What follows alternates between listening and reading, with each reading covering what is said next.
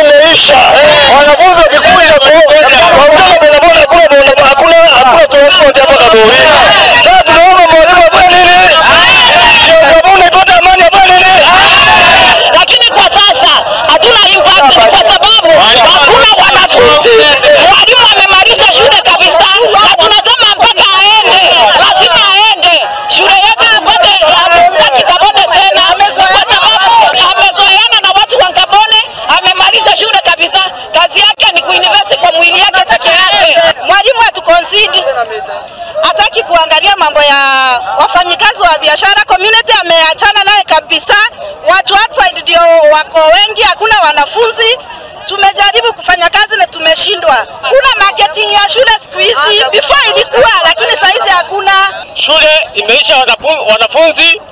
Mbeleni wakati wa mwalimu Tunga kulikuwa na wanafunzi wengi na kulikuwa na maendeleo, mijengo na mamengi, hata wafanyikazi walikuwa wengi kule shuleni, walikuwa wanaajiriwa. Na saa hizi wale wanafunzi wako ni kama 400.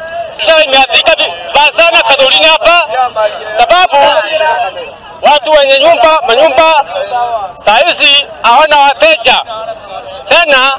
Wale wanauza mboga zao hapo Kadurini na vitu zingine hapo, hakuna wateja. Kwa hivyo mimi naona njenga lazima aende. Challenges like the poor roads that we have to access the school, but different authorities have been informed of the same, and we are waiting for their responses, because many challenges we have with new students, they don't want to come to the school due to the poor roads on daily basis. So we wait for the statement to be provided.